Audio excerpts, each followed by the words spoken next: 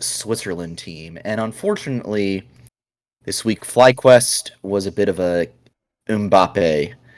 I hate to say it, but we all know it's true. I'm stealing this tweet from somebody, but I actually have as many goals at Euro 2020 as Kylian Mbappe. He and I have scored Oh, the no. exact same number of goals, which I know hard to believe that stat. But even more shocking. You know who else has as many goals as Kylian Mbappe at Euro 2020? My co-hosts, Curly and Nox War. And I think I pointed the wrong ways because on Discord, Curly's That is here, reversed. Nox is here, but on the Twitch stream, it doesn't look like that at all. Curly, Curly, you are the Euro expert. We know you're the Euro fiend here. Any hot takes on today's scintillating football action? This is gonna come as a wild surprise to people. While I might be a big Euro fan, I only watch European League of Legends and European singing competitions. I do not watch football. Well, look, However, I would say that we are equivalent to Spain if you take away the S. okay, that's fair. These are just true facts here. These are no cap from Curly here. Yeah, it's all Spain without the S for FlyQuest right now. Nox, I know you were watching Euro. What were your takes on those matchups? I think honestly, your analogy for Mbappe being FlyQuest is very accurate because he's had no goals the whole tournament. Basically, us this whole summer, we're struggling, and then he comes into the penalty kick. And if we're being honest, it was a good kick, right? It wasn't bad. It wasn't a bad shot. Solid. It was a good take. And then it just got smacked down by Golden Guardians, or in this case, Switzerland, the underdog team, right? So it feels bad. I mean, it keeps going. I mean, we get super hype, right? We're bringing in the academy guys. We're all excited. All right, this is finally our time to shine. It looks really good. Here comes Mbappe, ready to save France and keep them going into sudden death. And then all of a sudden, a Blaze Olive shows up, and Iconic shows up. Iconic has a good game against FlyQuest again. So, yeah, absolutely. Some real scenes in Bucharest, Romania tonight. But we'll move on from Euro. This is not a football podcast. This is Flight Check, the FlyQuest focused podcast.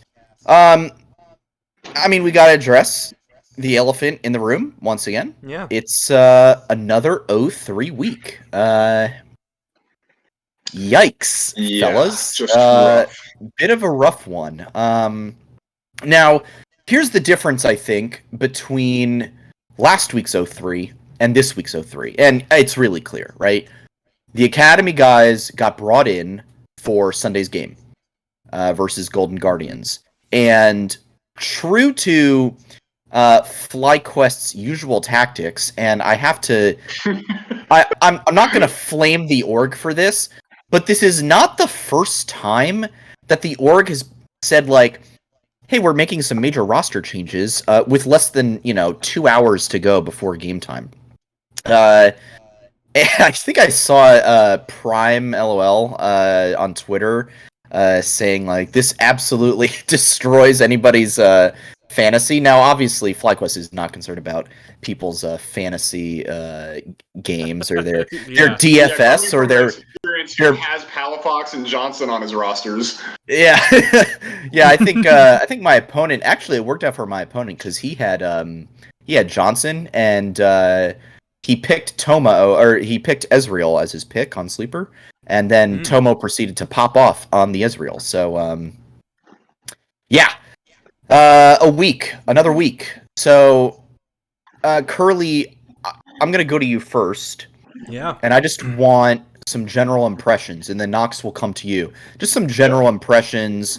And what I want to hear is kind of like your comparison thoughts between the amalgamation of Friday, Saturday's games and Sunday's game. Like, what were you seeing there that either got you excited, had you disappointed? What were your takeaways between those different days? I will say that personally, I don't feel the need to look at Friday or Saturday's games at all. I just like we saw the same problems that were eminent in the last 03 week, and the descent from 2-1 to 1-2 to now 03. So those, it's just how it was. I was sad. It was just kind of, it was there. However, the change yesterday, even though we lost the game, did give me a mote of inspiration in some senses, in that one crucial thing I saw was just more energy in our side lanes. I saw Tomo. Tomo had me so impressed on the Ezreal. He had, in my opinion, substantial agency. Him and Diamond really popped off in the bot lane and made it like it was our game to lose through that bot lane, if you ask me. And then also Kumo, just I felt like he had a lot more motivation and confidence than I've seen from Licorice all summer, if you ask me.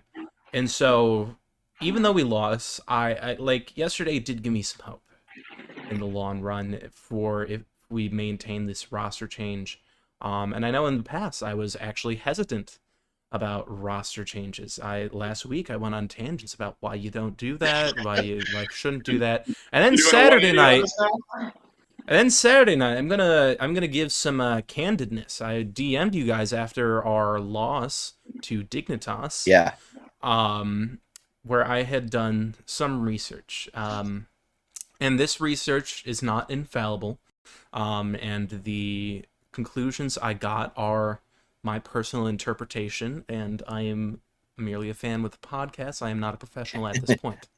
But looking at the history of, on Saturday, the 6 players that had been in the main roster at that point, along with the coaching staff, 3 red flags I had noticed were that Johnson and Dreams, from their career history, had limits on where their teams ended up, where if they made playoffs, it was usually they were out in the first 2 rounds.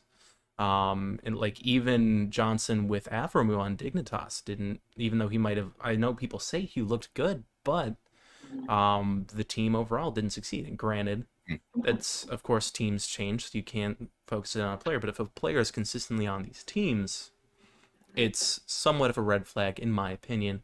And then this is also to look at Kanani as the head coach, where when he came over to the LEC, where granted he was only assistant coach, and SK has more organization problems, SK only achieved 5th in the summer, 9th in spring, and 6th in the summer, the overall playoffs last year. And so I see these records among these players, and it makes me concerned that if there is any portions of the roster that might, maybe we look at something, this might be it, because especially when you look at the bot lane, and I think we saw this yesterday, Tomo and Diamond were on Cloud 9 together when they won last year. So there is synergy here. This is a winning bot lane, like a bot lane that has a title. And I think you can see it from the fact that we were dominating Academy. And so that's why I have hope in that we have a bot lane that truly has synergy, because if there's any place you want synergy, it's got to be the bot lane, because they're together through thick and thin. And I think you can see it in the fact that Tomo is just, in the one game he was on, I feel is a lot more present than Johnson has been this split. And so those are my impressions. I guess my conclusion for this, I'm still kind of developing, but I do think these changes might actually be for the best for this split. Okay. So Curly's positive on the changes. Knox, how about you? What were you seeing Friday, Saturday, and then Sunday? The big news, kind of a surprise for us all. How'd you take it? Yeah, no, seriously, Sunday was a huge surprise. Like, okay, one thing, I'm talking to you, FlyQuest. do us a favor, like if you're planning this in advance, like let us know quicker. I was like ready to go to the movies and stuff, kind of just like, all right, whatever the game's gonna happen, and then all of a sudden y'all are like, oh hey, by the way, 3 of our academy players are playing. Come watch, and I'm like, oh okay, was not ready for that at all. Right. Dude, I was sitting there watching the Portugal-Belgium match, and also already kind of like depressed because Portugal was losing. I'm a big Portugal guy right here, and I'm just sitting there, and then all of a sudden I see the news, and I'm like, "Holy moly! I have to watch the Portugal-Belgium game, but also this news is happening," and I'm like, "What is going on?" So. See, Yeah. for me, my perspective is I was watching the pre-show, and then you just see Marks come in with the freaking like surgeon costume, and I'm like, "What? What is happening?" Yeah. But to not repeat everything that Curly said, just to keep things nice and quick.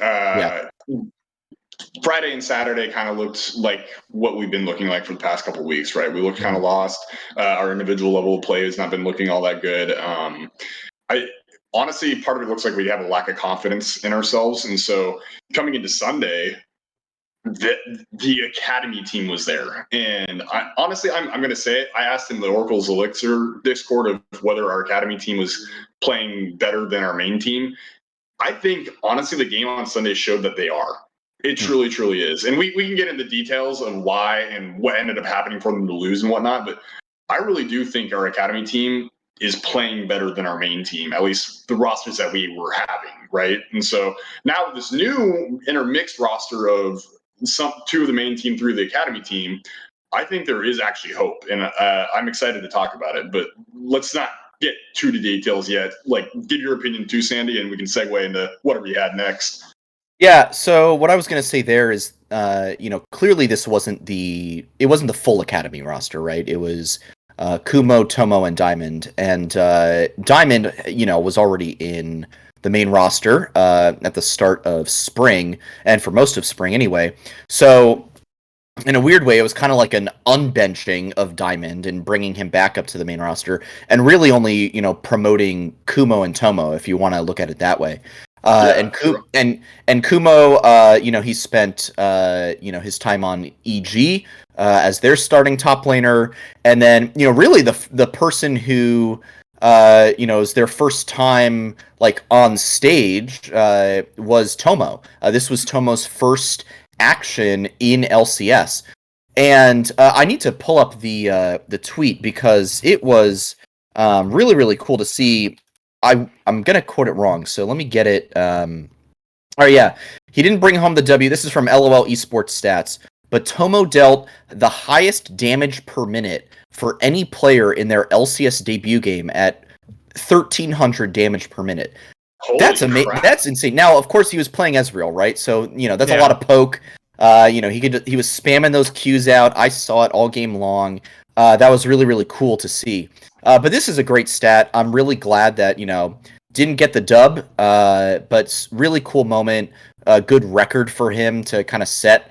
Nice little bar. So that's really cool. I was happy to see that. In terms of the difference between Friday, Saturday's games and Sunday, all I'll say there is there was a clear shift in energy. The team felt energized. I loved the aggressiveness. There was playmaking. It was definitely a little messy. Mid-late game was probably a lot tighter than we would have wanted. I felt like we could have, closed the game out a little bit more. I think maybe there was like a little bit of adapting to stage. Tomo even tweeted, I think he wasn't prepared for how cold it was going to be on stage. He said that his hands were like freezing. Those are things that you just don't know until you get onto stage, right? So I'm excited to see, him again, hopefully. I tweeted, I said, start this roster every week. I mean, I'm ready for this roster. Like, yeah. At this point in the season, and this is something we can address later in the show too, but look, we are 9-21. The fact we are lucky because Counter Logic Gaming is also as equally as terrible as a team. Like, Yeah. and now Golden Guardians has picked up two games on us, because they've beaten us in head to head in the last 2 games we've had with them. And the fact that we're even in contention for a playoff spot is shocking, and it's literally because CLG can't buy themselves a win if they're not playing the bongo comp. So there's all that. So what I want to go to now is a little bit of a community blame game. Now, if you guys will remember, Mark Z used to do a little on his YouTube channel called the Blame Game, where he would go into the Reddit post game threads and find all the horrendous flame that people would say. Now, I don't have any like particular comments, but I've seen plenty of flame regarding specific people or specific, staff members or whatever. And what I want to do is maybe just like address it as a show, first of all, and talk about one, maybe like the right way, not that there's like a right way to flame anyone, right? But maybe the right way to criticize as a FlyQuest fan community, and also see if any of the stuff is justified. Like, there was a whole thing today on the FlyQuest subreddit. I'm pulling it up right now. Is it the post by Brogio4? Yeah, the post by Brogio4. What the F are our coaches doing? And then he or she goes into a bunch of stuff. And then Nick, the manager, the manager, Swagasaurus, he basically says, this isn't any one individual's fault on our team. We have issues. Issues will always sound louder when the results aren't there. Appreciate your fervor in posting this. We'll note this in our next team meeting. And then Brogy, kind of with egg on his face, goes, "Oh, now I feel bad knowing an actual coach saw this." And it's like, if your anger, if you're now feeling bad that an actual coach saw that and took the time out of his day to comment and reply to you, and now you feel bad, why did you make the post in the first place? I'm all for good, honest criticism. But when you title your post on the FlyQuest subreddit, what the F are our coaches doing? Or when you are in our Discord and you're just like toxically flaming the players and the coaching staff over and over and over again, it's not right. Like, it's just bad form. There's so many better ways to have a discussion about the lack of adequate performance from the team than to just like personally attack these people. Like, they're human beings. Just because they're behind a screen doesn't mean that we get carte blanche to just, slap them around and, tell them to do better when none of us could do a better job than they are already doing. Let's be real. Yeah. That actually makes me think of a Fnatic content piece I saw recently where they read Flame. And then they addressed it. And then actually what I personally liked, though, was the end of the video. Like, because the first part of it is they read the Flame.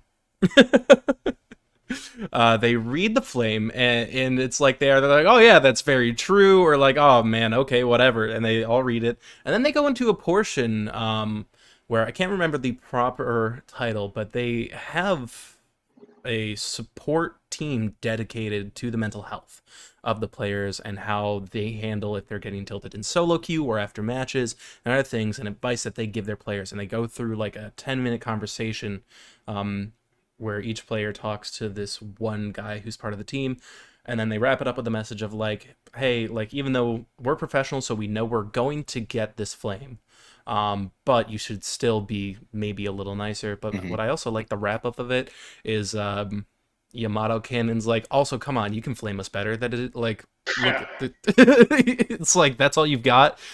But yeah, right now, especially as a fan base, I think we need to figure out, there's criticism that needs to be provided. We are not experts.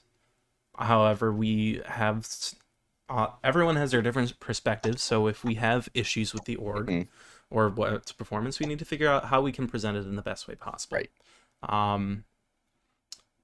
And it's in, like, I think Nick also, am looking at his further comment on this thread.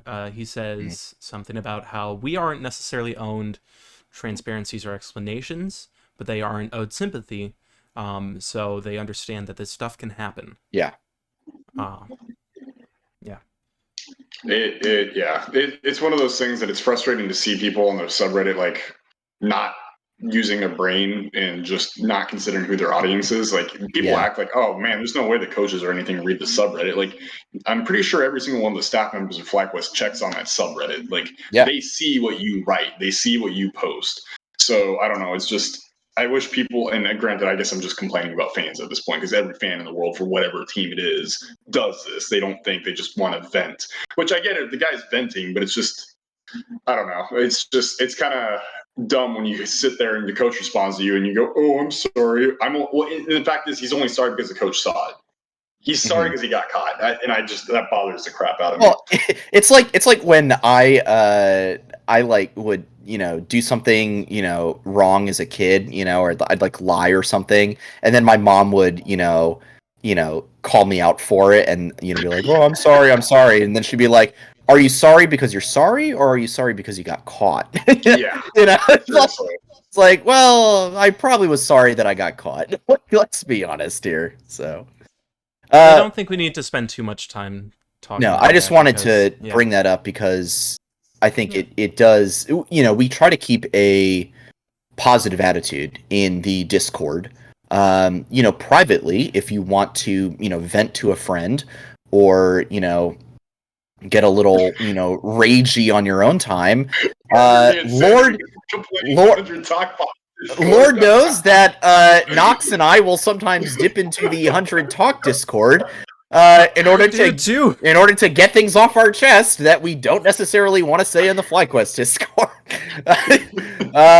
Look, it's a safe haven for us to not, be too negative in certain spaces. So that's all that. I think I think the one thing that we really need to discuss though is the academy team or these guys who came in from academy and started and there's been no official word, right, if we will be seeing them starting again this upcoming weekend. We won't find out till Friday. We probably will not find out until Friday at when do we even play? Hang on, let me get that. We'll find out during the draft. Like that's what it'll be. Yeah, they'll get on stage. Okay. Like the lights will be out on stage. Okay, so we you play. Can't tell what players are up there. We play the second game of the day, so that should be 7:00, right? We're gonna find out at like 6:00 who's our starting. 6:58. Yeah, 6:58. who the starting roster is. And then somebody will tweet something about how that ruins fantasy stuff. Probably me again. Or maybe it'll be like Direct's auto announcement for the watch party that'll tell us. Right. Yeah, that'll be exactly. But I think the question needs to turn to: should this be the roster that we go forward with for the rest of summer? And I think there's a lot of variables here because, one, you have to address something we discussed last week. Is the season a write-off at this point? And I was actually having this discussion. Now, go.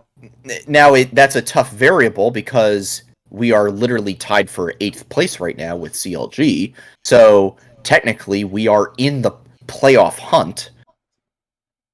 So, do you take the risk and go with these academy guys, or do you stick with your veterans and hope that they come through? I'm gonna give it over to you guys and on the front of if we write the season off or not. I said that last week. That was me. That was my thought, right? In which case, although I will clarify, I did say week 4 or 5, or sorry, week 5 or 6, right? But I would say that was in the mindset of CLG was suddenly having a 3-0 week. They looked like they were on the up and up. They looked like they finally figured their crap out a little bit. And I'm not going to lie, I was a little terrified about that. I was like, oh, crap, here it comes. Turns out They it was just people didn't know to ban Vi or Galio or any of the other parts of the Bongo comp yet. So I mean, the way I see it, it was just every team they beat that no one expected them to beat didn't take them seriously that time, and the next time they were like, all right, maybe we should like at least put half effort in. Yeah. So You know? for me, I'm saying we cannot write the season off yet, especially now that we're like the staff has shown that they're willing to try out the academy players and they're willing to make moves to see if things can happen. We cannot write the season off yet. We're on our last hurrah. Don't get me wrong. We're probably gonna be hanging on our last hurrah for the next couple weeks, but we're in the hunt. It can happen, and I think, and we can get more into the details of this, but I think we should go into this next coming week with the roster that we played on Sunday. Like, I have great confidence in that roster to make something happen. Personally, I wholeheartedly agree that I think we should take the risk on this roster, because, like, going back to what you and I said about the energy that this roster had that just wasn't present with the original players. And I do think I'm going to be very honest with my opinion of where we are with this roster. I think we are a lock-in for 8th place if we play this roster to the best of our ability. If we exceed expectations, we could squeeze out 7th or 6th. Could. However, I think the thing that is it's going to be a slow pickup, personally, because the team is going to have to adjust to the rhythm of being an LCS team. We're pulling them up from Academy, and so with being pulled up on what for us was the fly, no pun intended, they they performed well, and so as they get more time to scrim as a team, I feel like they are going to do better.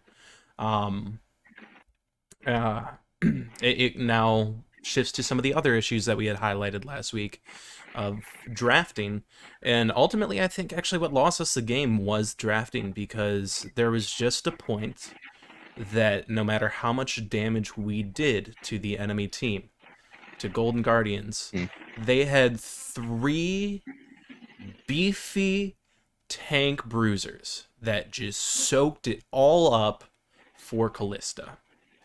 They like just took everything, and so like it just was, and that was the only thing, because we were decisively winning that until they had that health spike. And so I think if we draft a little better, this team can perform well, at least relatively.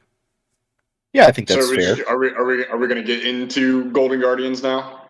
Well, I was yeah, we could go into the Golden Guardians match and explore that a little bit more thoroughly.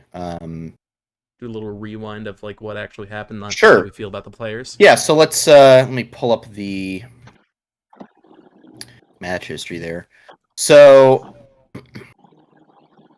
what was super interesting to me about this draft was that our top side was the exact same as it was, just with Kumo in instead of Licorice. So you still had the Nocturne mid, Jose on the Rumble, and I will note that Jose's Rumble ults were a lot better in this Golden Guardians game than they were against Dignitas. I remember some of those ulties against Dig were a little rough. They were not pretty. But they were much better in this game. And then, again, the Viego, this time for Kumo.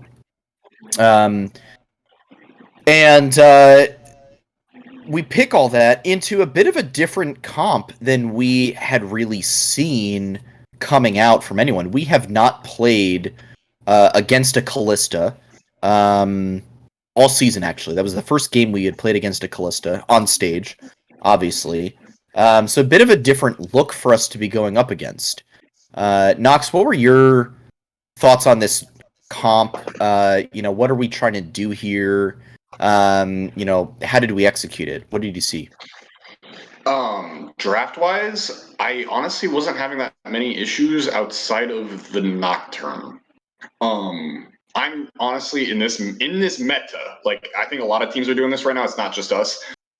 I don't like the Nocturne right now because there's a lot of champion picks that are getting picked, like the Set, the Volibear, just a lot of beefy stuff, in which case I don't feel like the Nocturne has great uses of his abilities into those particular champions. He's not going to be tearing them down or shredding them down or anything like that. He's more of a, and granted, I know a lot of people build him tanky and stuff, but he's still more of an assassin-like champion. And so while it's not nuking people 100-0, he's still getting onto the back line and he can still do a lot of work, right?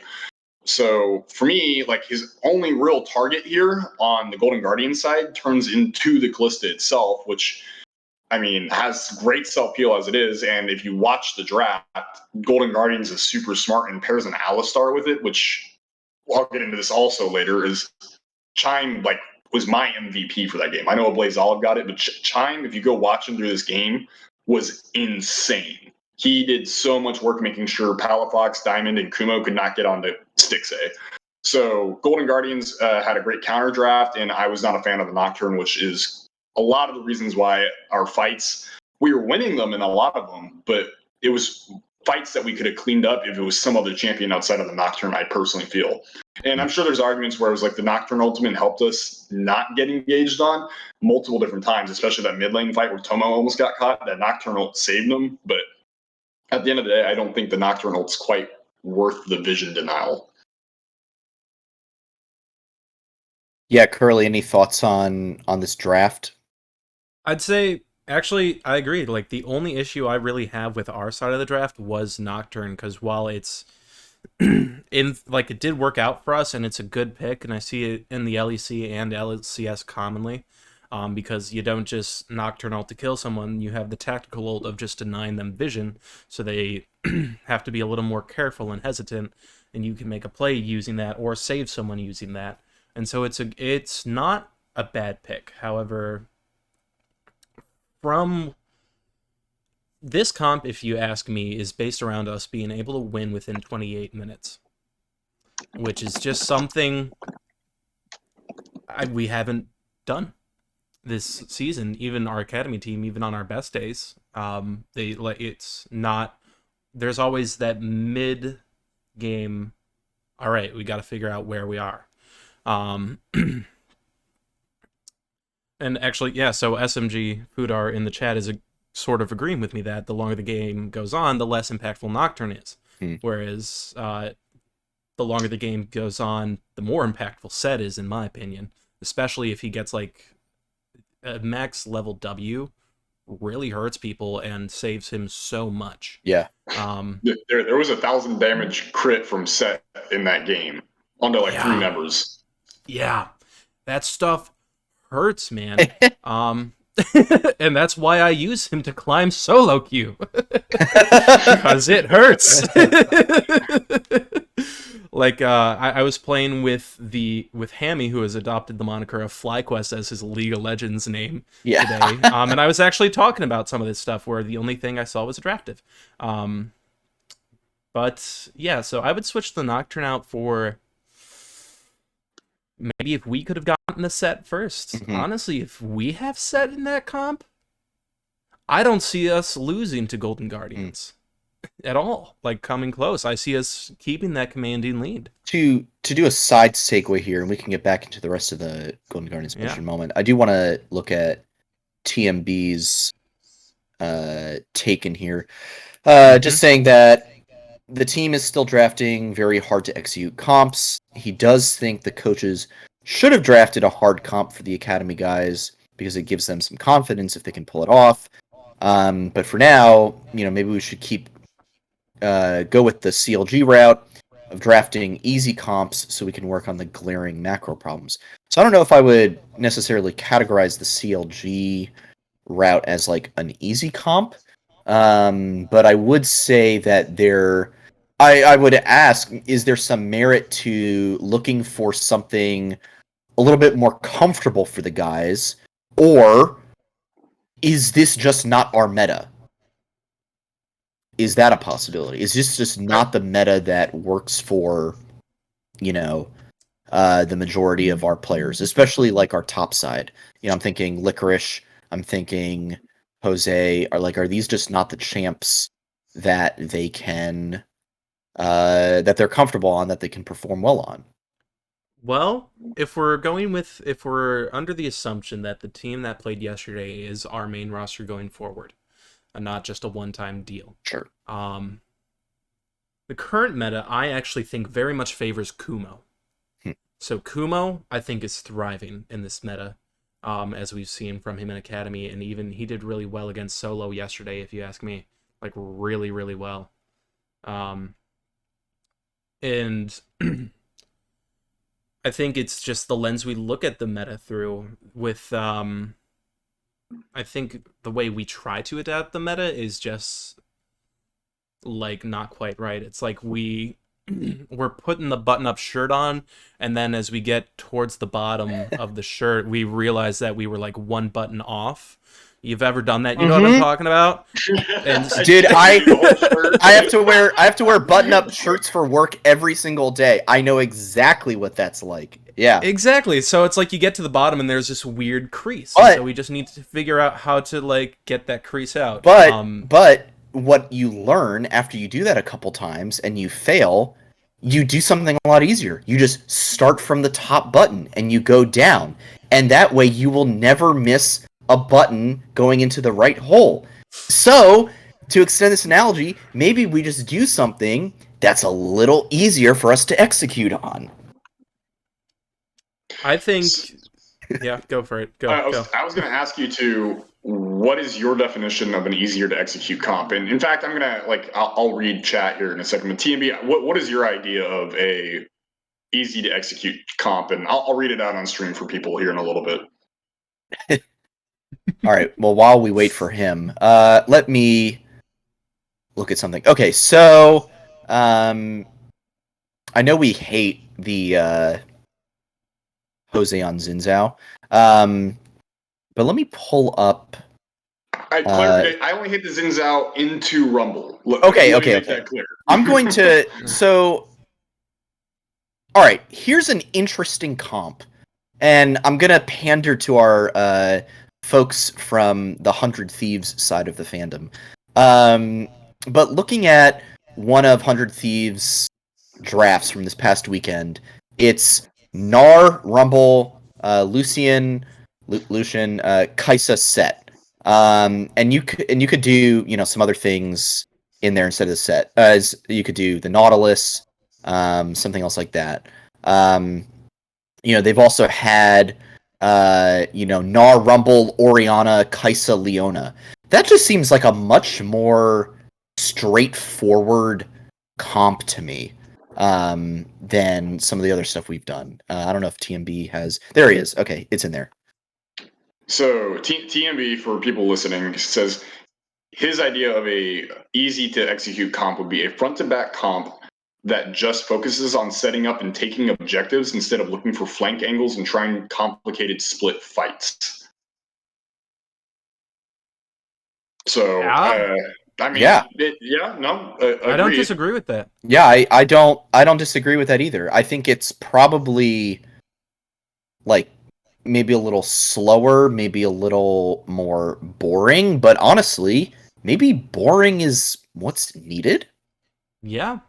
So I'm actually going to be the one to dispute this. Okay, and sure. And I'll just say I'm a neutral party in this. Drafting is not my it's not my speciality. So I've got some good theories in my brain once Nox is done. So I'm not going to sit here and pretend I'm some coach tier level drafter or anything, right? But I'm going to look at history here.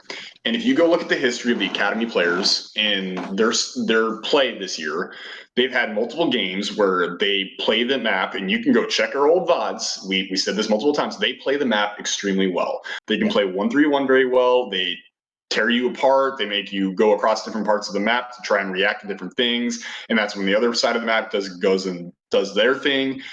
The FlyQuest Academy players understand how to play the map. They really do. And we saw that today yesterday with Kumo splitting the top side. I don't think I've really seen Licorice really truly do that at all, right? So I think this comp that we drafted, the idea and the execution of it, is right up our alley and what we want to play. And I think we know how to play it. My main issue with it, again, goes back to the Nocturne, as well as we just set Golden Guardians up for a good counter pick in the Alistar. I really truly believe it was just those two issues. And the actual idea of what we wanted to play is fine. Okay. So with my theory of a good comp, I'm looking at our academy rosters as well. Number one thing, if you want to look at the academy match history and look at all of our wins, you see Tomo just consistently being able to play a good variety of champs. Because in the last 5 wins, he has played 5 different champs. He's played Tristana, he's played Zaya, he's played Ezreal, he's played Varus and Aphelios, and I feel these are all similar types of champs where they're based on casting to burst you. And I think, and because you also see he's got Kaisa, so he's really good at burst champs. So we give him a burst champ like that. Diamond, when he's working with Tomo on Leona and Nautilus and Thresh, in my opinion, excellent. Chef's kiss. I love it. And also, personally, I just like seeing the way Nautilus moves around the map. So, like, it's very fun to me. Sorry, I'm getting off screen to plug in my tablet, but I'll still tell him. I will say, I do appreciate whenever anyone uses the Astro Nautilus skin, and he's sped up to a point where he's just kind of like bouncing along a rift. I just find that absolutely hilarious every single time I see that. Absolutely. It's a great. We can give Kumo anything. I think he'll do real good. I think Kumo has significantly leveled up from where we saw him last in like Pro LCS on EG. I think he has really been shining in Academy, at least for me. He's taken the champs that he's been given, and he's done decently well on them. Or not decent, he's done really, really well on them. So I think that is exciting to me because it shows that we've got, especially with this past Sunday, we've got somebody who can jump in there and play some of these more mechanically intensive champs to a pretty high level. And that's pretty hype for me. So the last two slots match, I want to fill in. Yeah, go. The last 2 slots I want to fill in is really, I think, when it comes to our drafting, we got to be very particular about what we give Jose Dioto and Palafox. Because even though they are the people that we've seen across the split perform the best, where we fall short is what we give them. And I think we need, much like I had the same criticism for Fnatic and what they were doing with Niski, where they kept giving him supports or champs that like are limited in what they can do across the game. We need to give Palafox hyper carries.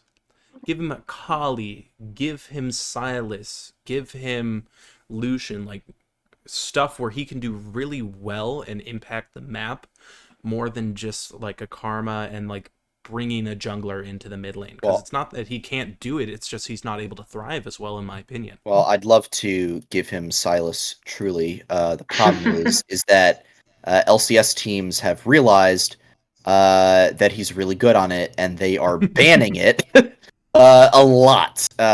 So true. In the TSM loss and the Dig loss, Silas was banned. It was not banned in Golden Guardians, funnily enough. It was not banned in Golden Guardians, but the Akali was, and so was the Lee Sin. So, yeah, I mean, take that, as you will. I would agree. I'd love to see.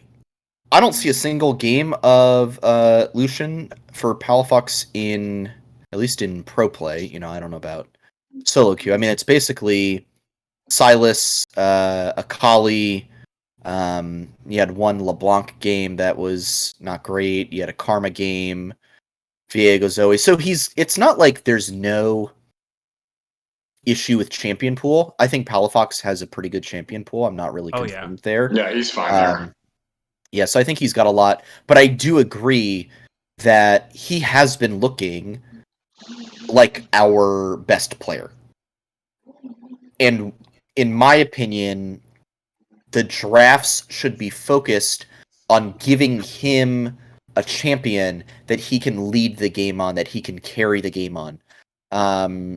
Not necessarily putting all our eggs into one basket. A la some of the Protect the Kog'Maw comps that we've run. Those are a little sus to me, if I'm being honest. But giving Palafox the chance to kind of take the reins and control the game as he wants to. Knox, how do you feel about doing something like that, where we're just giving Palafox, the best champ that we can give him and letting him take the lead? I think honestly, we kind of have been for the most part. We've been getting him priority outside of the Karma game, really. We've been trying to get him onto Silas when it's not banned, and if it's not that, it's been Akali or it's been Viego, or in this case, it was the Nocturne, right? He's played 2 Nocturne games this weekend.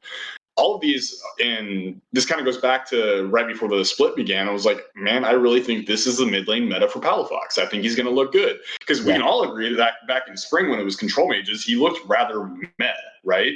And now that the meta is these kind of flashy, assassin-y looking champions, he's looked pretty damn solid. Well, I remember back in spring, he was mostly playing like the Syndra, the Orianna, and then anytime he would get the Akali, he would just pop off and we'd be like, "Oh, give him more Akali, please!" And now now just gets banned every game because it's too good. So yeah, so I mean, go for it, Curly. He also had a couple Yone matches in spring.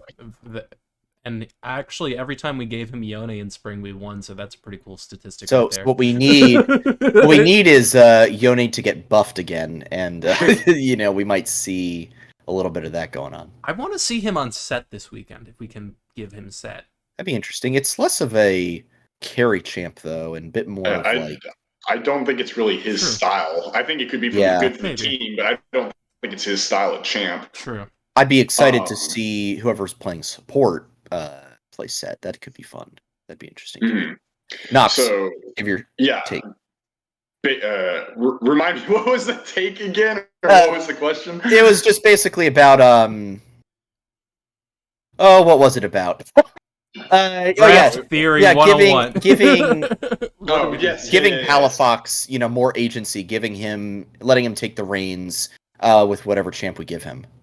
I think honestly we have for the most part been doing that. I really do. I think now it comes down to, can the rest of the team support him? And if we want to get more into the details of the Golden Guardians game real quick, I think it's beginning to show that we have the team that can actually back him up now. We have Kumo, who's willing to put side pressure on the side lanes as well as be a legitimate threat, because for being honest, Licorice has not really been a legitimate threat lately. We have a bot lane who, while the old bot lane was having moments in the laning phase itself, past laning phase, it was also kind of falling off and looking rather meh. Mm-hmm. And so I think now with Kumo and this new bot lane of Tomo and Diamond I think now is going to be the time that this team starts coming together and Palafox is going to lead the way. I truly, again, I keep saying this, I sound like a broken record at this point, but the draft is what hampered Palafox this time around. And I think it was any other champ other than the Nocturne, something that allows him to kind of either truly get into get through the tanks. I think it's a totally different story. So one thought I had that I want to bring up in terms of the roster is, this new look seems to do pretty well. Kind of fell flat at the end, but a lot more energy, a little bit more aggressiveness, and the majority of the community feedback I was seeing was very positive for this iteration. Mm-hmm. Now, what would you guys say to a roster that kind of, blends, the Academy and previous LCS roster a little bit more? Like, let's say you could you can take all 10 players in the FlyQuest org, and put together the roster? Like, do you go with the 5 that we sent out on Sunday? Do you put Licorice back in top and then keep Tomo Diamond in bot lane, keeping Licorice in there for like some of the veteran presence? Do you do like a Tomo Dreams combo in the bot lane? I think there's a lot of iterations that you could do that are interesting to think about, and I want to kind of theorize like what are some possibilities we could see. We know Tomo and Dreams did a lot of work together, in Academy Spring. In terms of NXI, TMB saying NXI needs a chance in the chat. NXI, I don't think is quite he's not ready. ready. He's not ready for LCS. I'm really excited to see where he goes.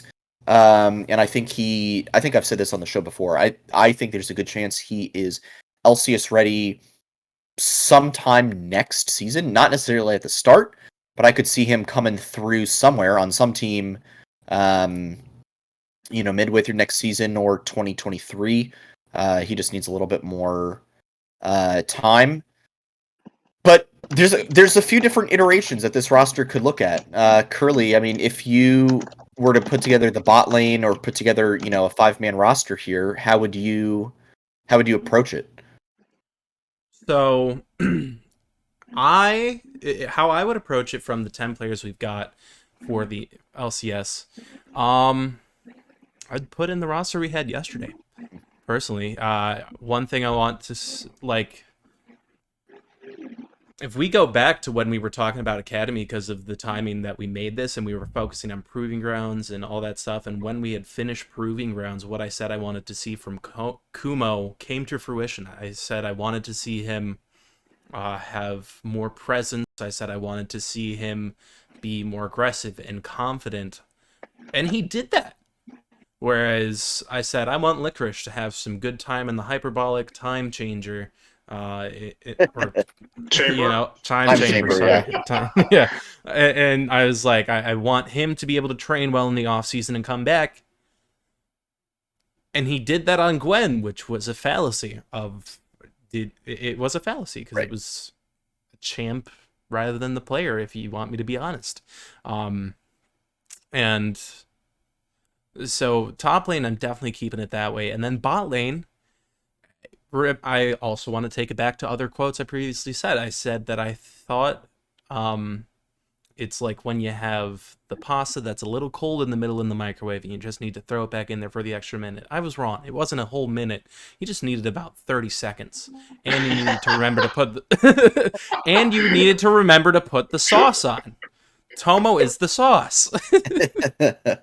And so them together, I think, are just a really good bot lane and what we need for LCS. And now all it is for everyone to just gel together. And I think it's my ideal FlyQuest LCS 2021 roster. All right. Yeah, Nox, how would you approach constructing this roster? I think if at any point Licorice gets his groove back, he's still better than Kumo.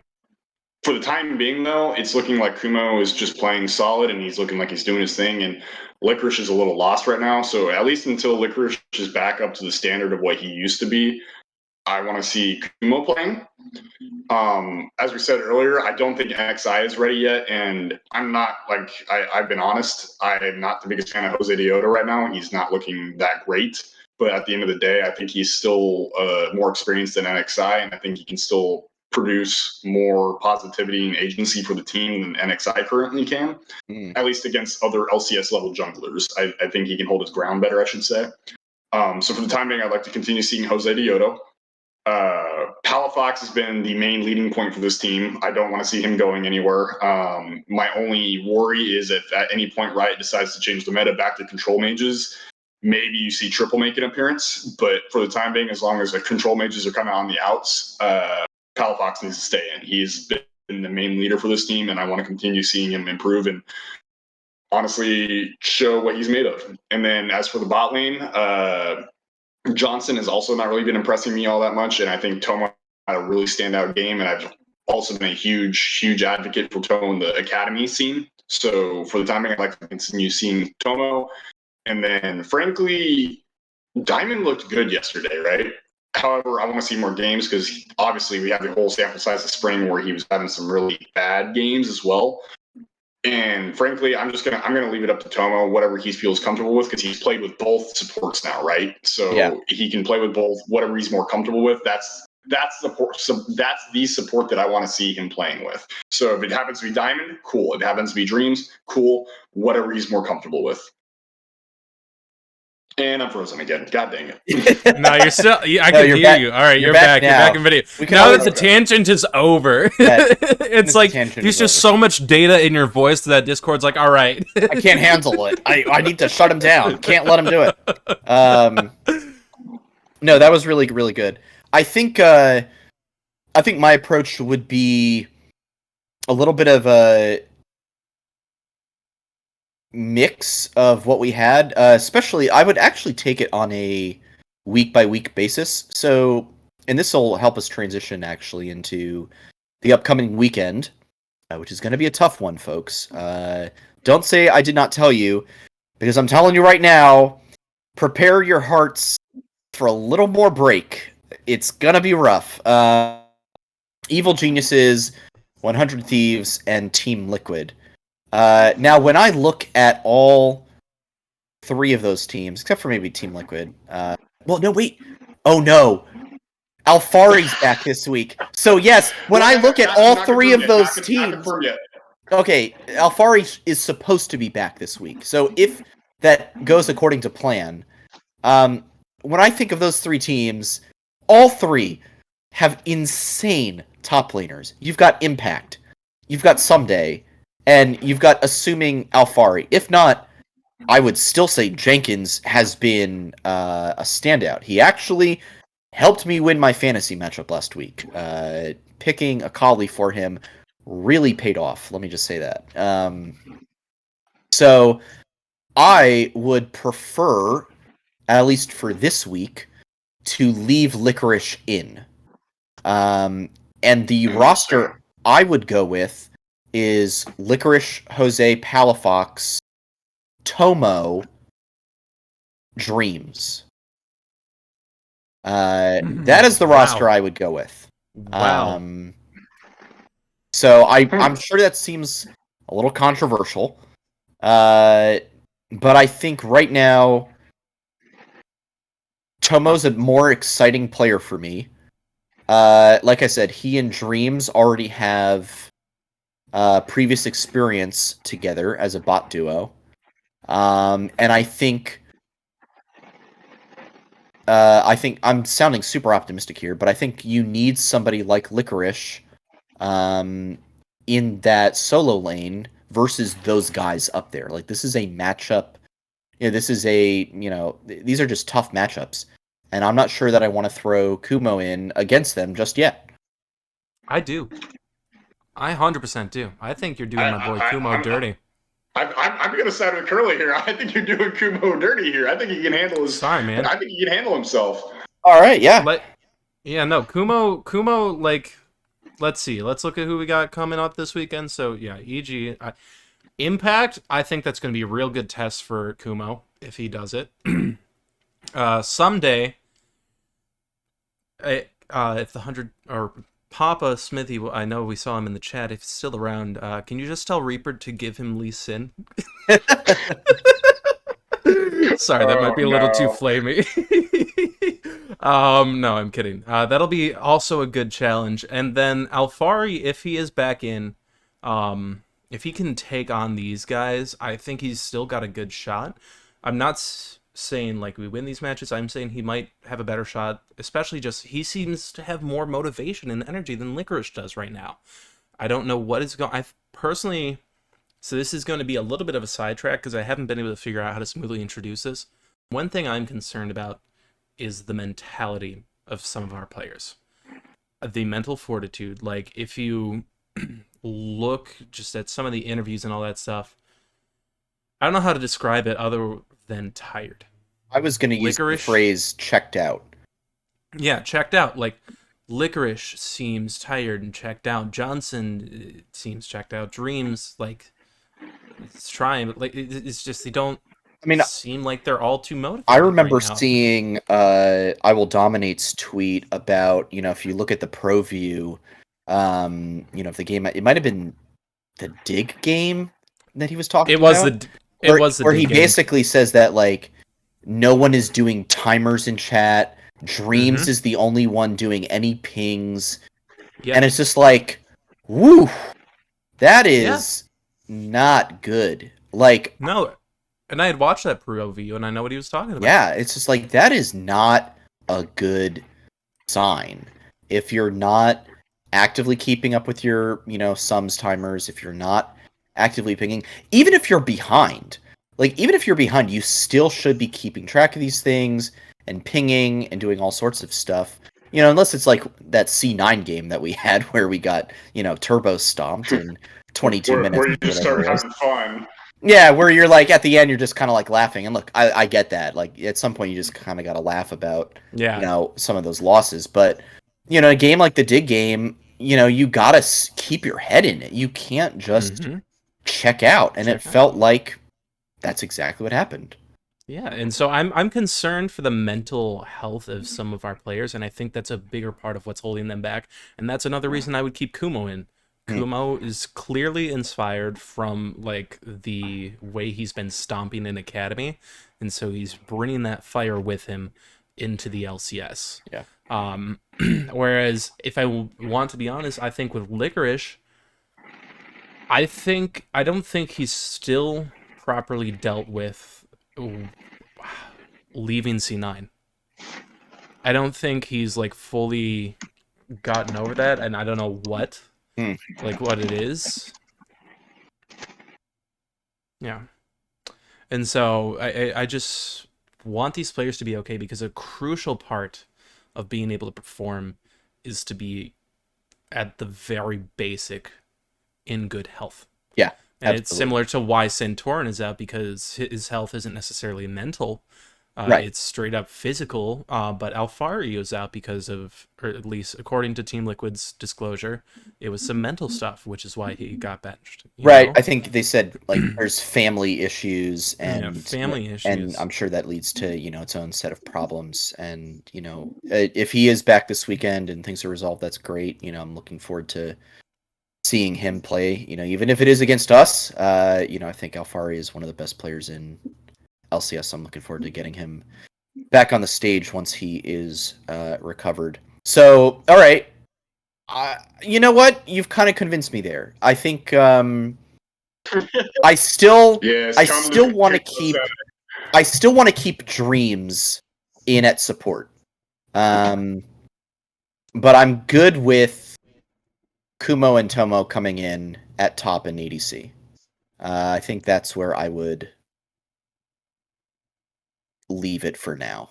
So we're all in agreement there. It's really the coin flip of the support. Yeah. And I can understand that.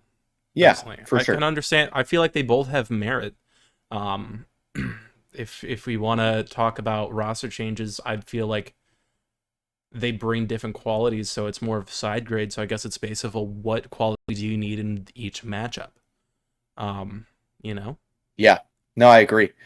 Well, speaking of the roster for next week, why don't we go ahead and take a look at next week? Like I said, some tough matches. It's gonna be a weekend, people. Sandy, do you want to incriminate yourself first, or do you want the picture to do it? What are you talking about? Yeah. Oh boy, yeah. Just bring it on in. Bring up the picture. Rip the Band-Aid off. Bring it on in. Rip the Band-Aid So off. here are our predictions for the upcoming weekend. And so much like last week, there's going to be a shift in energy of because last week it was overwhelmingly negative at the start. We just had to be very real, but then we were like, yeah, it's going to be a good week. This week we're like, all right, here's things that are nice. However, our pick'ems go a little bit against our that. pick'ems are a bit rough. Okay. Do I have to defend myself here? I promise I'm still a FlyQuest fan. So I guess, like, rather than going in order, we'll go with the obvious of we'll skip. I think we start with 100 Thieves. Okay, sure. Come on, man. It's obvious. I Like they're the best team in LCS. they are Hands down. right now the best team, the most dominant, the most powerful team Yeah. in the LCS. They are scary. It's intimidating. Uh, whew. They are on a rip, and They're I hard don't to think we draft are. against. Yeah, I don't think we're the ones that'll be able to stop that rip. Like, just being honest. So there's not much that we need to say there. Yeah. Like as much as I love Tomo, that is going to be wow, that's going to be a match for him. Well, I mean, the FBI is the just bot lane. insane. The bot lane is going to be. It's a mismatch. FBI and Hui are just. They're a good team. They're a really, really good team. I look forward to seeing them at Worlds, is what I'll say. Yeah. Uh, And I So- see so TMB real quick, saying let's- that Abadaga is going to do bad things to Palafox. It's like, I'm not, as an LEC fan, as someone who was like, yeah, Abadaga is going to be a huge injection to 100 Thieves. Admittedly, I don't care about Abadaga coming into this matchup. It's the side yeah, lanes it's the that side lanes that I'm terrify worried me. about in this matchup. That terrify Yep. me. Agreed. Yep. Agreed. Yeah. All right. So we're all unified on a fly 100 Thieves. loss to 100 Thieves. How about So I was TL? gonna say, let's describe out loud so that way the audio people can understand. Yeah. So myself and Curly both believe Fly will win against Evil Geniuses. Granted, that's going to be like a 50-50 toss-up, but that's what we think. And then Sandy believes Evil Geniuses will win. And then the rest of us all believe FlyQuest will lose the next two matches. Just Yeah, for our so audio 100 listeners. Thieves and TL, they're going to win it. And 100 Thieves, yeah. Now, TL, Yep. because we're all in agreement here. I guess, Sandy, why did you put them winning? What in your mind puts them ahead of us? I mean, for one, I am currently assuming that Alfari will be back. I know that's a big assumption. But again, I think there's a huge bot lane diff. I think Jensen is a clearly better mid. I think the core JJ difference is just insane. And I felt like TL actually looked like a better team this week than in previous weeks. I know they only went with the 2-1, but I actually really liked what they were doing. It felt like they were just a good team. I just think they outclass us. I think Jenkins has shown that he has been a really adequate replacement for Alfari. So if Jenkins is playing, I still think he's going to do really well. I, as a big Santorin fan, our ex Flyboy, I really hope that his health improves and that his, headaches or migraines or whatever is going on there, they get resolved as quickly as possible. Want him to be healthy and stuff. But I think Armeo did pretty well this past weekend, and we saw him. We saw him in finals against Cloud9 and in semis against TSM back in the spring, so he clearly knows what he's doing. And yeah, I just think it's a bit of a team gap for us against TL. So, I mean, I'm just looking at it realistically. I don't see it happening. I think they're, with what we know about our struggles in the mid to late game and knowing how good Core is in making his calls and, leading his team, I just think we're outclassed in that regard. So that's why I have an L to TL in my column. Ha ha ha ha. Noxwar, what about you, bud? I'm honestly just going to echo Sandy here, really. I think that TL as a team has the synergy already in place. They already know what they want to do. I think in general, they just understand how to play the game better than us currently, even with the new possible roster that we may be bringing in. At the end of the day, these are if we go with the roster that I was suggesting, which is mainly the academy players, that skill level gap, even with Palafox and Jose Dioto in, is still pretty big, right? And so I think as a team, they have a huge skill gap on us as in terms of team play. So I don't really see us taking that game. I'm really hoping in watching for the academy players as well as Pala and Jose to just have moments of like, hey, we're thinking, we're implementing stuff. Maybe we don't execute it quite right, but at least the thought process and the gears are whirring. That's just what I really want to see watching that game. Yeah. And I think I somewhat agree with you guys. However, in this, of the two L's, this is the one where I see we could have, if not a big one, for sure, the slightest chance to upset. Because what I think is like, with our Mayo in instead of Santorin, that does give Jose Dioto a little bit better a time in terms of the jungle matchup. Admittedly, I don't think Jensen is all that, so I think Palafox, given the right champ, could easily stomp him. It's really the test. It comes down to the test of the side lanes again, and I agree that there's probably going to be a decent skill gap, but I don't think it's as much of the skill gap as I think we're going to. The things that might hold us back this weekend are just not as much as in previous times, but it's just going to be that gelling together as this squad. It's just figuring out their rhythm, and I think they already did a good job yesterday, but you still need that first weekend to iron things out. So yeah, so that's, but I think we're in agreement there with TL. So now I guess to the point of contention, Yeah. the Evil Geniuses matchup. How do we want to play this one out? Who wants to go first? The majority or the minority? I'll make my case. And now I will say TMB said EG is a 50-50 at least. I would agree. I'm taking the negative side of the 50-50, like a 51-49, and I'm going to take the 49. I'm sorry, the 51 for EG. Is how I'm putting it. I think I'd be interested to see, and this is a bit of a prediction. I would not be shocked to see them put contracts back in for the game against us. I wouldn't be surprised to see that happen at all. Now, I think that team is pretty good, and I just think I just think they're a better team right now. They're a more consistent team. I think Danny has looked pretty good so far in summer. He's been, in my opinion, an upgrade so far over Deftly. Impact is just nuts. He's so good. Both Svenskeren and Contracts, they have different styles. I think if Contracts comes in again, that could be really, really dangerous for us. I think it might be more winnable if it's Svenskeren in.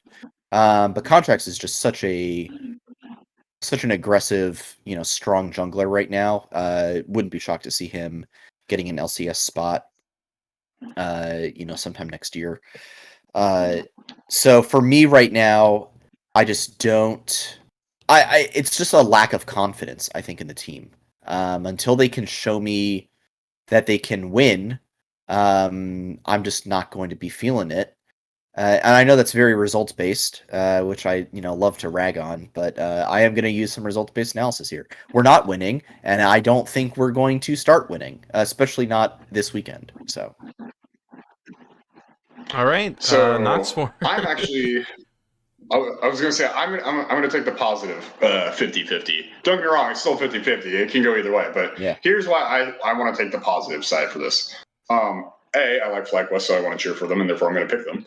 B, the real reasoning is in the Oracle's Elixir Discord, Peter Dunn, the coach for Evil Geniuses, typed out a message stating he'd been offering LCS game times 2 contracts for about 2 to 3 weeks at this point. And basically, he was offering like, hey, what games do you want to play? And he was like, contracts basically said, give me TSM. I want a hard matchup, even though Peter had been offering stuff like Golden Guardians, ourselves, as well as CLG. Contract said, I don't want those games. I want the TSM game. And so what Peter ended up continuing writing about was Contracts was very adamant that if he's going to get LCS stage time to prove his worth to the organization and as himself as a player, he wanted the harder team matchups. And for being honest right now, FlyQuest is probably not in that category for him, right? So I'm going to bet that Contracts is not requested to have game time against FlyQuest. It's probably going to be Svenskeren showing up against us, in which case we won the last game against them. Y'all already know what my opinion on FlyQuest versus EG games are. They tend to be bangers for whatever reason, which my poor heart. So this is winnable, especially if we're bringing in the new roster, which I think is honestly improved over our old roster. And the old roster was having 50-50 coin flip games with EG. Yeah. This is a winnable match for us. So it's going to be close. I think we can take it, though. Yeah. Okay. And I'm going to agree with you there, because if anything, if we go with the roster that we went with yesterday, the thing I'm going to be like, same thing we've been saying all show, looking at those side lanes, obviously, because it's new, but it's particularly because of Danny on the side of EG, of how him and Tomo are in similar boats where they got pulled up. Like, they were like, hey, get in here, you know? And so, and Danny's been doing well, and Tomo did really well yesterday, so they're both in the eyes of the LCS summer like some fresh blood ADCs that are here to have something to prove. So who's gonna have the bigger bark, you know? Okay. And and with Impact, you know, we treat him as this powerful top laner. So like Kumo, if he's in this weekend, is gonna have a hell of a time. But with Evil Geniuses, I think he can outdo Impact personally. You know? And so yeah, I think Evil Geniuses, it's gonna be a win, and I can't wait to see how we do it. Cannot wait to see how I'll be fascinated to see if it happens. What I will note is that Nox and I are officially tied in predictions now. I'm crapping the bed. At what, 32 each? 32 and not, 32, 28. Yeah, and Curly, you're just 2 behind I'm us. 30 and 30. Well, I'm the only person in all of FlyQuest's predictions, all of FlyQuest pickings, to go 50-50 to be this summer. perfectly balanced. There's no one I am tied with, and honestly, that makes me... It's some redemption for the fact that I'm not... Like, I started out strong. I had, like, some great picks at the beginning, and then I just went down, and I just went down. And then, like, this weekend picked me up a little bit more. The things that hurt me this weekend were hopping on the CLG hype train. See, and that's how they get you. You can't have faith in CLG. It's just not allowed. It's not right. Yeah, that one. It's like the second you have faith in them, you actually curse them. So, like, hopping off the CLG hype train and being... My pick'ems, I'd say, are actually a lot more balanced this week, and I think it might be a 15-0 week. Because unlike everyone else in the Discord... Okay, maybe not 15-0. Have we ever had a 15-0 week? There has been no 15-0 from anyone. The closest ever was Road Roller week 1, who went 14-1 off of Team Liquid getting upset by, I want to say, Immortals. Wow. That's because that was the 100% pick. Every single person in the Discord picked Team Liquid to win that match, and every single person got it wrong. And so that was the only one Road Roller missed. That's crazy. And then... yeah, I'm just glad that I'm finally, after starting with a 5-10 week 1, I've crawled my way back up to top 25. So I'll get in that sweet, sweet FlyQuest graphic that they'll tweet out later this week as part of the top 25. That's what my whole life has been building up to, is seeing Sandy Toes in an official FlyQuest tweet. That's all I've ever wanted. Really. That would make me. That would. Yeah. See, Yeah, that's why I've got to be pop the off this week. second to last. Also, Yeah. I want to note that I want to say personally, I think I'm one of the biggest risk takers in the Discord, aside from obviously Hooli with literal bot RNG. and who else also. There's someone else who also does RNG, but and I'd argue that Noxwar's girlfriend is low-key a risk taker because she just does it based off of like secondhand. Yeah. Like He's like but RNG light, you know? I So- make so- my so get pick'ems every Monday. I make them before we go live so that I cannot change them. Ooh. See, I'm not going to Get change this. my FlyQuest predictions yet, so. Yeah. She was pissed at me earlier this weekend because I told her about the fact that Team Liquid had their head coach fired. Team Liquid had to get rid of their jungler because he's having health issues. Dignitas lost their jungler, and she was like, "Oh, okay." And then she had one of her worst weeks yet. She's like, "Stop telling me stuff." Don't tell me anything. I just got to keep going in blind. I can't know anything. That's incredible. That's like trying to walk into an SAT not having studied at all, and then you walk out with a 1600. Like, that's on another level. It's absolutely absolutely insane. Absolutely Wow. insane. Well, it's gonna be a fun weekend. I'm sure there's going to be a lot of good discussion in the FlyQuest Discord. You can also join our Discord. It is slowly but steadily growing. Eventually, we'll have more than 4 people in there at a time. And we can all discuss FlyQuest games in a nice, nice, fun place to hang out in. Any quick shout-outs that you guys want to drop before we wrap up the show? Well, Nox, you got anyone? Shout out to the 100 Talk Pod guys, as always. I know Cole's feeling a little under the weather, which is why they are not doing a show tonight. They will be doing their show tomorrow night at the same time they normally do on Monday nights. So go give the guys some love. They're having a field day right now with how good the team looks. The other shout out I want to give is, seriously, go give our players some love. I mean, if you guys follow me on Twitter, Seriously. I am all over the guys, trying to make sure they're pumped, they're hyped up, they're feeling good, whatever needs to be done. And this goes for the management and staff too. Go give them some love, guys. It's a very critical time period for FlyQuest. They're very stressed. They're trying to figure out how things need to work. They need all the help and support they can get. So please don't bash them. Don't be that guy on freaking Reddit going, "What the hell are our coaches doing?" Don't be that little turd. Go give them some love. Yeah. Yeah. I'm gonna drop my shout out. I'm just gonna say shout out to Contracts, actually. I don't know if anyone had the Ooh. chance to see the post game where they brought him onto the desk. Oh, dude, I got emotional. And that was a lot. I mean, I was really glad with the way the broadcast treated it. They did really well. They let him be emotional on the show, on the desk.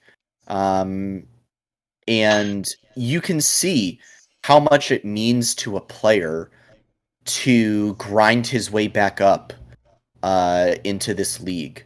And especially after I know the community railed on him for a long time for not being top tier. You can really see some maturity from him. And I know there's a lot of other players out there that just need that one opportunity to get into a game and pop off. And I'm telling you, like, that one game where Contracts came in, popped off, got player of the game, that could really change the trajectory of his career. So watch out for him. Keep watching him in Academy, or watch him in LCS if he comes back again. I guarantee you, he will be starting LCS next year. Curly, Yeah. anything you want to say? Heck yeah. I would like to shout out 4 wonderful individuals. I would like to shout out Supa. I would like to shout out Trey. Oh boy. I would like to shout out Hooli. And I would like to shout out oh man. Who was my last teammate? Oh no, I'm a terrible manager. Oh my I'm a terrible God, you're manager. inting the managing You're position as inting well. management. Road. I didn't take roll. You stole road roller for me. Oh man, I I'm had into road. management. I'm terrible. Yeah, you stole. Man, and the 5th Curly Center. I'm so sorry. I cannot remember your tag right now. But then on top of that, I would also like to shout out Hammy slash FlyQuest himself for duo queuing with me today, because he had me help, gave me a good day, if I say so myself. He was a great duo partner. Road Roller's telling me to say the Foodar. Oh no, I'm so sorry, Foodar. Is your, because I think what it is that your @ in the Discord is different than your name in game. Is it Chubby Hugs, or did you take? Oh my gosh! But so to give some backstory into this, of why I'm shouting out these people, is Friday night for community nights. A good amount of you were there. We had a good old ARAM, and Noxwar and I were made captains. I was Curly's Inters and Noxwar's Griefers, and they were just. It was a wonderful time. And we went 0-2 into Noxwar, and I'm a terrible manager. I was like, yeah, I drafted a superstar team, high quality players, but then the good old ARAM draft effed us over. But that didn't stop Supa from trying to make badass plays, and I'm proud of him and my squads. So that's why I'm shouting them out. And of course, shout out to Drek for hosting those community nights. Always. Always. Always. Always. Well, that Always. is the show. Always. Shout out to everyone in chat. Thank you for engaging with us, giving good things to talk about. Shout out to the team. Thank you, as always, for giving us an excellent organization to root for. You can follow all of us at the Twitter handles right underneath our beautiful, beautiful pictures. Those are actually just our webcams. So you can see all of Curly's tweets at Curly_QQ_, Noxwar at NoxWarr, and myself, Sandy Toes, at SantosDB. Follow the podcast itself at Flight Check Crew. This VOD will be up on YouTube, and the audio will be up on all your favorite audio listening platforms at some date, hopefully in the near future. And as always, remember to #showcase greatness, folks. This has been Season 1, Episode 15 of Flight Check. Thank you so much for listening, and we'll catch you next week, hopefully after a 3-0 weekend where we just absolutely stomp everyone. Is that some irony? But All right. Anyway, have a good one, guys. Peace, y'all.